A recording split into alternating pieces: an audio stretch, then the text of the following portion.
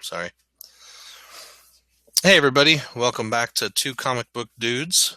Tonight we are going to do our second installment of Thursday's Valiant Effort, reviewing 3 books this week, plus some extra stuff.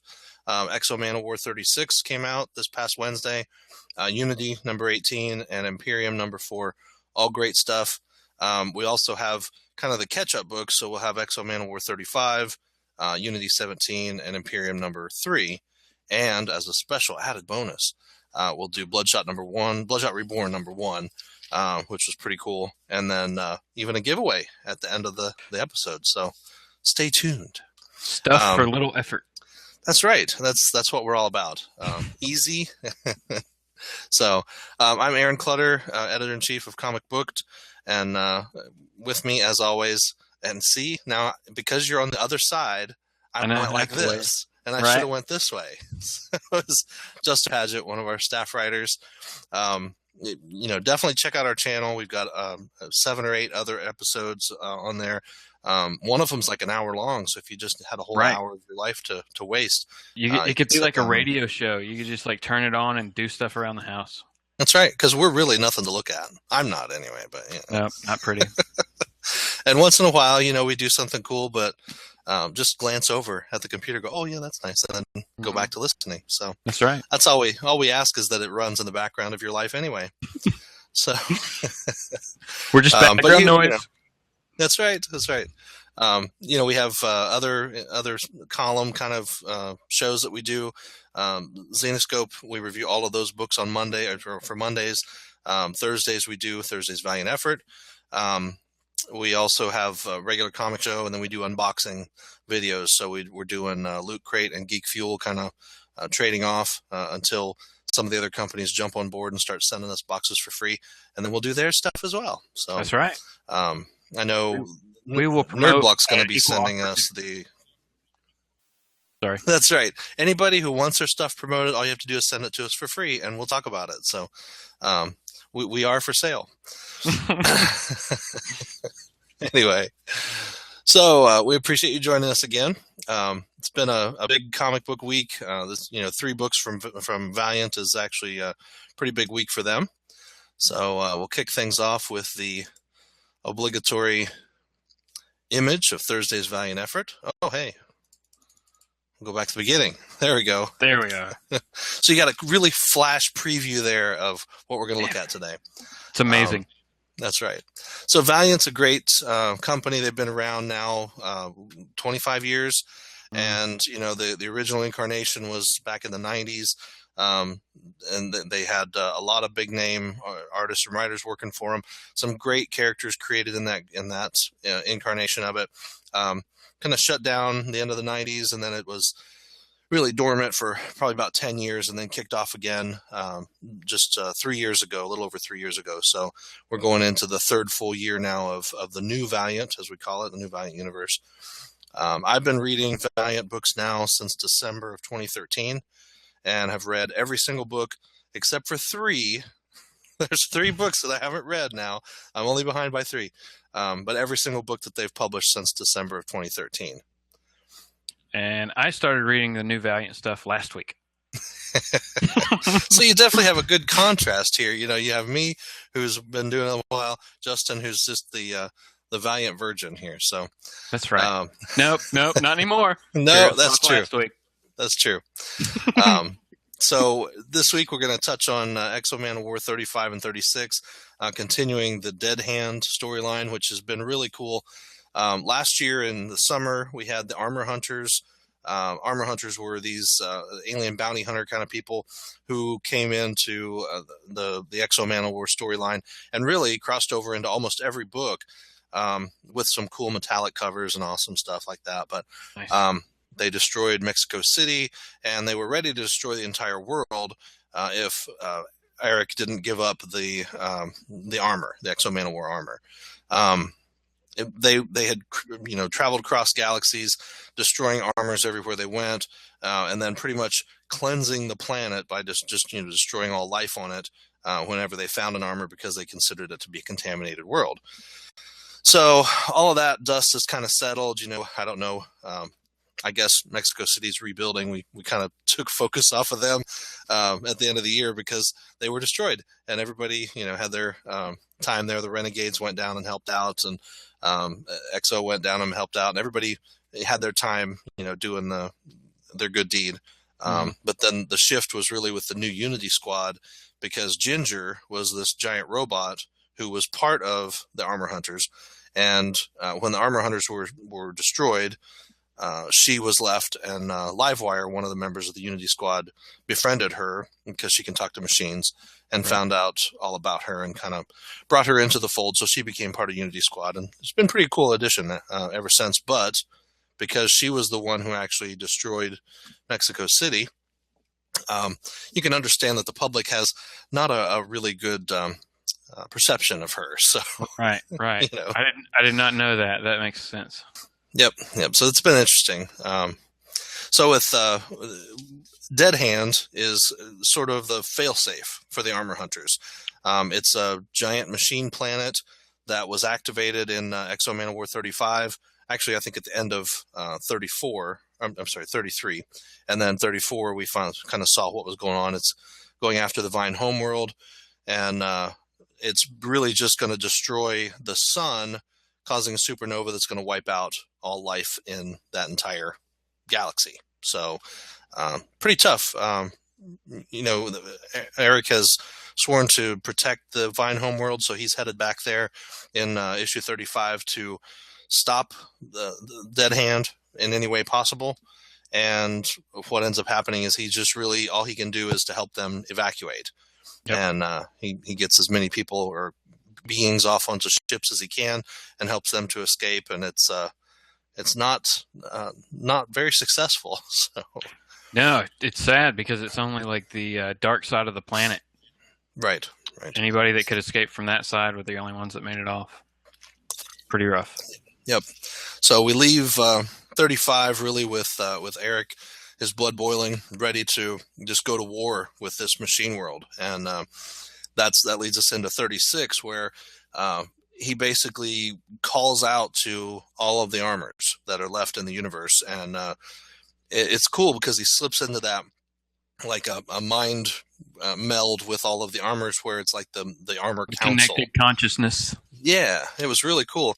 I liked the one. Let's say I made a note here because I thought it was cool. He says, the armors say one armor speaks for all, and all armors speak for one. So they're all kind of joined together like a hive mind. And we've seen previously in the Exo Manowar series where when Eric is injured, the armor actually kind of kicks in and will heal him. But when it heals him into a piece of the armor. Oh. So like he got his arm torn up, and when it healed, it looked like the armor. So we see with Malgam, who shows up in Unity, that we're going to talk about next. Malgam is actually, they say, fused with the armor, but it's because he was when he was fighting the armor, he got injured, and it latched onto him and healed part of him. So slowly replaces the human parts or the biological parts of the person and becomes an armor. It seems to be maybe the way it replicates. That if it turns that person into an armor, then boom, there's two armors now. It can move on. Not real clear on that whole thing yet. It's still kind of mysterious the way that it does it. But so it seems like maybe these beings that he's communicating with have already given over to the armor, and it's assimilated them like a board kind of thing, if you want to say a lot that. of them. So, a lot of them. Yeah. There was quite a few. So, but he talks to him. We won't spoil 36 to say whether or not he actually gets this army to come with him. But he does talk to him. They seem very reluctant to do anything. He says, "Hey, you reached out to me to tell me that Dead Hand was coming." They're like, "Yeah, just so you could get away from it." Right. not so you can save your world. What do we care about it? It's no threat to us as a whole. Right. So it's interesting to see the thoughts behind the armor, that the armor is very self-reliant, but also very self-protective, and it doesn't so much care about the higher ideals that Eric holds dear as king of the Visigoths. He wants to make sure that he protects the world that he's vowed to protect, and the armor doesn't think that way. So it's interesting. Right. That was the actual Dead Hand. Yeah, the planet basically that is Dead Hand. Yeah. It was nuts when it's revealed. I won't spoil it because I don't know if it was revealed before, maybe when it was active. But what the planet is actually made of. The big face planet. Yeah, but what it's really made of. That's nuts. That's a lot. Yeah, yeah. Well, yeah, they had some of that where they released all the little robot things. Mm-hmm. And yeah, it's. But I'm meaning the outside something. Skin of it. The whole outside skin is something. Did I miss that? Ooh. I don't know. I'll have to go back and read it again. Okay, we won't reveal it. Okay. Teaser for everybody now. Woo! I guess so. Now you have to read it and you got to find out, right? Yep. But I'll tell you, I really like Robert Venditti's stuff. This story, the X-Men Manowar stuff in general, has just been awesome. I've loved this series, and Dead Hand is just a really cool continuation of Eric's battle, because a lot of what he's done up to now has been focused on Earth. And then you had the Armor Hunters come in, so he kind of stepped out from Earth, just out to that outer ring of Vine garbage, and met Malcolm and fought him, and then had to fight the Armor Hunters on Earth. But now he's definitely had to expand his reach out to outside of Earth, and it's interesting to pull him out into that space that he's been in before, but not in this capacity. So it's pretty cool. Yeah, I enjoyed both books. Yeah, definitely good. All right, next up, Unity 17 and 18. I thought these were cool because it's almost like 17 fits inside of 18.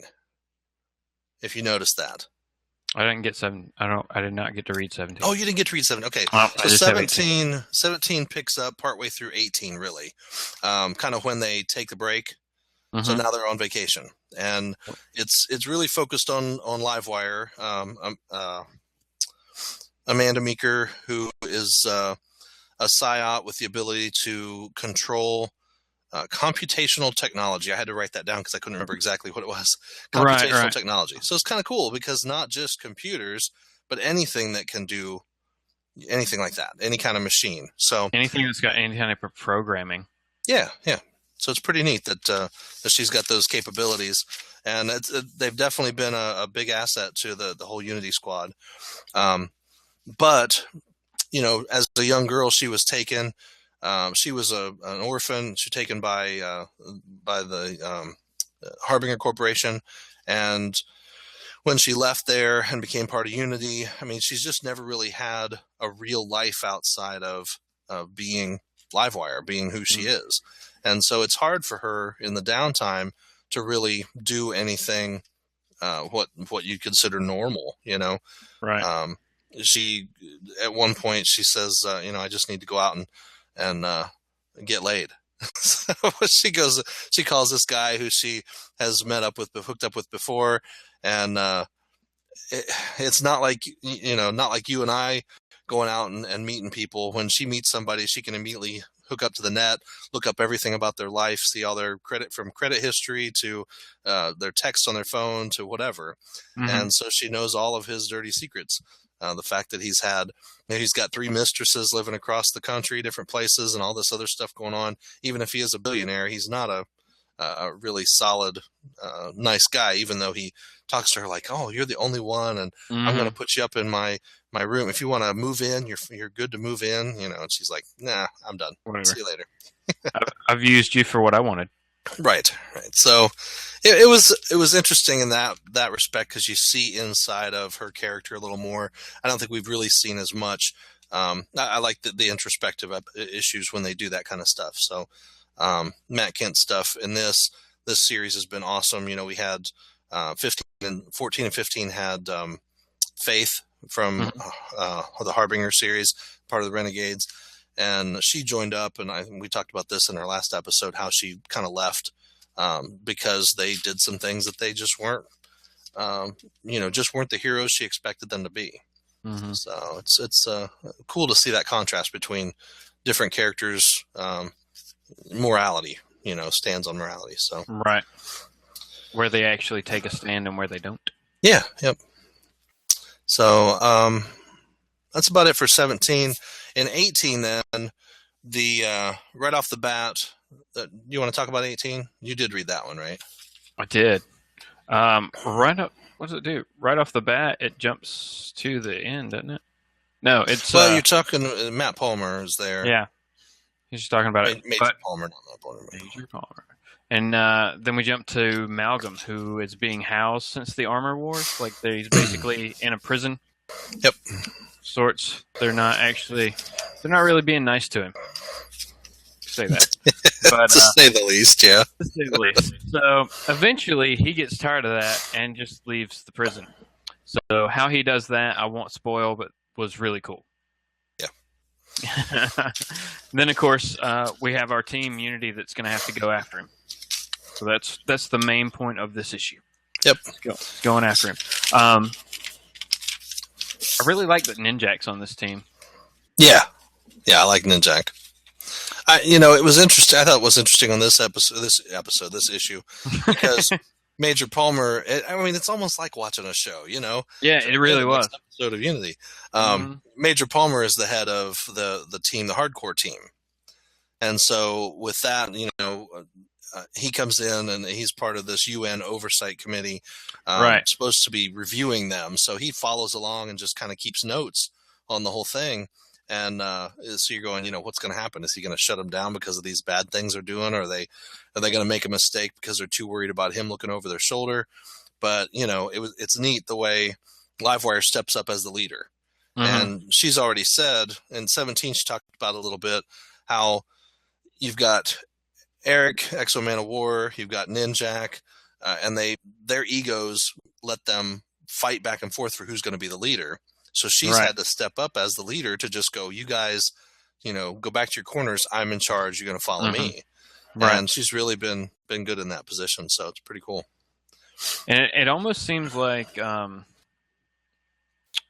what's the big robot? Ginger. It almost seems like Ginger is kind of like subservient to her. Well, Ginger's a female character. She had a family, and this was all talked about in the Armor Wars and kind of after the Armor Wars. So it was really neat. They're like a race of giant robots. Yep, exactly. A race of giant robots that traveled across the universe. They were kind of a nomadic people, and there was this big thing that happened that killed like all of them except for her. Wow. She was the last one, and even she was damaged beyond repair. But the Armor Hunters kind of found her and salvaged her, fixed her up, and brought her back to life. So she felt like she owed them. That's why she stayed with them all this time, even though she hadn't really agreed with their methods in some cases. Mm-hmm. So once Unity Squad helped and they defeated the Armor Hunters, then she was more than happy to join that team. So it was pretty cool. Awesome. See, we're helping everybody here. We're giving them like a backstory on the Valiant universe. That's right. And I want to go pick those books up and kind of read that now. So yeah, and they should be putting out the Armor Hunters should be coming out in a set eventually. Oh, okay. Look forward to that if they didn't already. Mm-hmm. All right, so that was Unity and Imperium. Imperium is a cool series because we're following the exploits of Toyo Harada and all of his machinations that he's put into effect. He's set himself up in the Sudan with this country. Basically, he said, "Hey, I'm establishing a free nation, and you guys can't screw with me." Nobody likes it, but nobody can do anything about it because he also just happened to steal a United States carrier, aircraft carrier. Mm-hmm. So he's got some firepower behind of him. Of course, he's got the power of the Psiots, and what is it? He's based like right off he's taking over land in like Somalia or Sudan. I can't remember exactly where it was, but yeah, right there, one of the African nations. So, but yeah, it's a country that was ruled by an overlord or a warlord anyway, and he came in and just kind of wiped them out and told the people, "Hey, you can stay here, and I'll take care of you, or you can leave."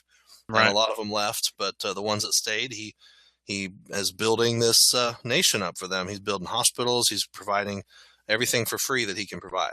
So it's an interesting idea, an ideal. He's just not going about it the proper way, and the UN doesn't like it. But what are they going to do? They can't fight back against the power of the psiots, Right. So, Mech Major is a very interesting character in this series, and he's the robot. Really, Sunlight the first. on Snow. That's right, the first functioning AI. He wants to be called Sunlight on Snow. I love that we get the reason behind that in issue 3 as to why. So, and it leads to more questions. Because he says, when I first remember seeing Sunlight on Snow, and it created this feeling. I can't remember what he called it, but a feeling of basically happiness and sadness at the same time, because it was beautiful, but he knew that the cause of the beauty was going to destroy the snow, was going to melt it. It was interesting. But then Harada goes, well, that's not even a real memory. It's like, thanks for destroying that, dude. But yeah, right. Appreciate it. But it leads you to think, well, what was it? Because even Mech Major questions, was it a dream? I don't really dream, but it doesn't seem to be an implanted memory, because Harada implanted those memories and didn't give him that one. So we don't know exactly where that all came from. Yeah, this really makes you like Mech Major a lot. Yeah. He's been an interesting character all the way through, but for this one, these 2 issues has been pretty cool. And then, of course, you got the introduction of the Vine Seed that Harada had. So he puts it in this little incubation tube and asks Mech Major to stay focused on it and document the growth. And then it's not until issue 4 where we see it hatch and all the goodies that it delivers. So the other piece is Angela Yes. Peace Bangana, and she is the chief science officer on the Leviathan, the ship that the Rising Spirit Corporation runs, and they're basically the ones trying to hunt down Harada and defeat him, and they just can't quite do it. But this whole thing is very interesting with her. Yeah, I don't want to spoil it, but I don't know how. Like, they go to, where do they go? To like a different dimension, right? Yeah, this one of the center point is the one Psiot, and he's got the power to move between dimensions. Okay. So yeah, they move into that other dimension, and in there, they encounter some weird thing that opens another portal and sucks her into this big room with a tower full of eyeballs. And it was a monolith with eyeballs on it. That's right. It was Crazy. Pretty cool. And then basically when she comes out, she's got a hitchhiker. That's about the best way to put it. She's different. Yeah. Yep. So this little hitchhiker wants to explore our world. She's still in the body, but she's also sharing it with this being. So it's pretty interesting. And then the whole thing, what that being's intent is still not clear. Right. It just says, hey, I want to give you something that you guys have been trying for a while, and that's kind of what happens in 4, and we won't spoil that, but it's pretty intense, and it leads to war's definitely coming over this thing that it's built. Both groups want it. Rising Spirit wants it, and Harada definitely wants it. So a lot of stuff.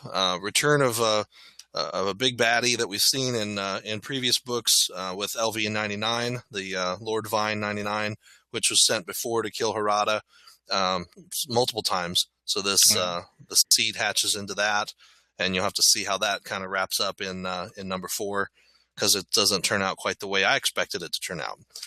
No, it doesn't. But it was pretty darn cool. So good series. I really like this one. Yeah, it's definitely interesting. I definitely want to see what happens from here on out. Yeah, yep. Yeah, I wasn't sure. When the first issue, there was so much exposition and just so much to read, and not so much to see. And I'm like, oh, is this going to be like some boring political book? But Joshua Dessart really pulls the story together. Doug Braithwaite's art is awesome. I really like his artwork. I've loved it since the beginning. I mean, he did some books that I remember from, the CrossGen set series, the company that was back several years ago, and just I've always loved the stuff that he's done. So he brings a really different set of artwork to this book that I like. So yeah, it looks good. Yep. And finally, Bloodshot Reborn, #1. This was out a couple weeks ago, but I hadn't talked about it yet. I know, Justin, you haven't read it. This is really the immediate effects after the Valiant, which was a 4-issue miniseries. It was really one of the deluxe edition series, which is cool, kind of like Divinity is with the harder cardstock covers. In the Valiant, you had a bunch of different characters coming together to fight this evil bad guy. It was kind of the contrast to the Geomancer, who's supposed to be the good guy, you know. So the Geomancer was reborn in this woman named Kay, and Bloodshot ends up kind of teaming up with her to protect her. And through that series, they battle back and forth against this monster. And in the end, Kay dies, which is kind of sad. Yeah. And that series has been out for a few months, so if you haven't read it and I just spoiled it for you, too bad. It's okay. But in the end, before she dies, she touches Bloodshot's face, and as her final gift to him, removes the nanites from his body, basically turning him back into a regular man, which is cool. I mean, it's a great gift. But as we see in Bloodshot Reborn #1, he really doesn't know who he is without being Bloodshot. And so that's tough for him. He's just not quite. It's interesting because it's illustrative of what we've seen and people experience when they come back from a war, or PTSD and different things, where people are just not able to really transition back into with society. What's going on. Yeah. They're in the battle still, and they're not. Right. They can't really transition back into the real world outside of that combat. So it's interesting because he has some weird in his head experiences. We see some characters come back in this series that we thought were dead, and they probably are dead, but they're just in his head. Kay makes an appearance, and Bloodsquirt, who's this little animated version of him, comes in, and it's kind of funny. But so there's it's kind of the dark comedy, but then it's definitely a grim book because he's just trying to find out who is he and what is he and what's his purpose now that he's not Bloodshot. So, he's still not Bloodshot at the end of the book, but what he may become should be interesting. So it's a good start to a good series. Looks good. Yeah. Different direction for the character. Definitely. Yep. So pick that one up if you can still find it. I think it came out maybe 3 weeks ago, but it's definitely worth picking up. And there are multiple covers, a lot of different ones that you can find out there. I thought that was the coolest one. This was what it looks like with everything on it. Oh, cool. So, pretty cool. Yep. And that one is written by Jeff Lemire, and Jeff Lemire's stuff is really good. I have not read a Valiant book that I've been like, boy, this writer sucks. Every writer on the Valiant stuff is just been awesome. Yep. That's all. That says a lot about their company and as a whole. Yeah. Yep. I think that's one of the things they're striving for is, excellent artists, excellent writers. Some of the stuff I've seen that you get kind of sketchy on the art once in a while, but it's never consistent. Right. In fact, I've seen him transition an artist off a book when I felt like, oh, okay, this is not quite fitting. Maybe his style's not quite fitting or her style's not quite fitting with that story. And the next issue, they switch them off. So they see that too. So I think that's cool. Right. There were no like in any of the books that I've read in the last 2 weeks of Valiant, there were no panels or anything that looked like it was rushed. Yeah, it all flows very well. Yep. And I do feel, a lot of the times they're going for that standardization that you go from one book to another and you're not seeing a whole lot of variation as far as the art type, even though the artists are different. Right. And in a way that's good because it keeps that cohesive universe. So, definitely other companies, you see different series that aren't connected, or create our own series, you want to see that variation of artwork. But when you've got something like this where you're saying, hey, these guys are all existing at the same time, I don't want to open one book and have it be one style, and then another one be all black with little hashy things, and everything's shaded and their eyeballs are off the side of their head. Right. You want that consistency, so it's pretty cool. All right, we are at the end of our show. So, what else can we do? Giveaway time. Well, yeah, because that was what we voted for instead of singing the theme song, which we're not going to do. But the theme song is awesome. So, yeah, but we're not going to sing it. If you want to hear the theme song, leave comments, and we'll sing it next time. That's right. We know you won't leave comments, so it's okay. Comments for singing. That's right. So this is what I have to give away. This is Harbinger Deluxe Edition #1.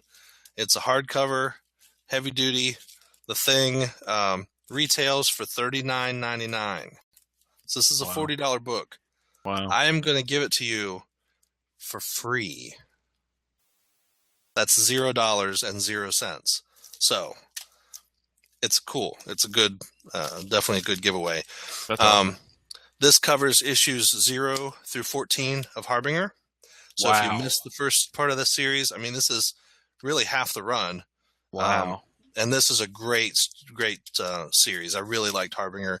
I think they ended with 20-something, 24, 25. But it's really excellent. So you can find out about Peter, Torque, Faith, all those guys, and kind of how they got away from Harada and the Project Rising Spirit with, is that right? No, this is Harbinger Corporation. So cool stuff. What do you have to do to win this? Justin, tell them how hard this is going to be to win. Comment? See, it's not hard at all. So all you gotta do is leave a comment. If you leave a comment, we'll go through and we'll give you guys 6 days. So this is going to go up on Thursday. If you guys then have Friday, Saturday, Sunday, Monday, Tuesday, Wednesday, 6 days. So if you make a comment before the next Thursday's Valiant Effort, which happens on Thursday, then you will be entered to win. What we'll do then is randomly select somebody from that group. Usually what I do is I've got like 1 million die laying around here, so I'll pick up a dice, I'll roll them, I'll put you guys on a list, number you, and whatever number I roll, that's who wins. It's pretty easy. So, all right. Do you have multiple 20-sided die? Because we're going to need a lot because everybody's going to comment. Well, let's see. I have, right handy. Now the other ones are up over there. I have a box this big that is packed with nothing but dice. So, yeah, I might have a few. Oh, and if nothing else, I can always grab some Dice Master die and just use those. There you go. Not really, but I do have a bunch of these 20-sided die. So, good to go. Yeah, I think we'll be okay.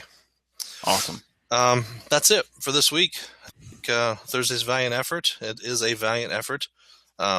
We appreciate you guys stopping by and listening to us, and we hope you subscribe to our channel so you can check out all the new content that'll be out over the coming weeks. Yep. We normally get a little. We normally have a new video. A little more standard every couple days. Yeah. And Justin, I think you've lost sound. Have I lost sound? Either that or you're just mocking me with your mouth going meh, meh, meh, meh, meh, meh. I'm not. All right, that's probably our signal to get out of here. So we'll go ahead and please comment, subscribe, like, share, do all that good stuff.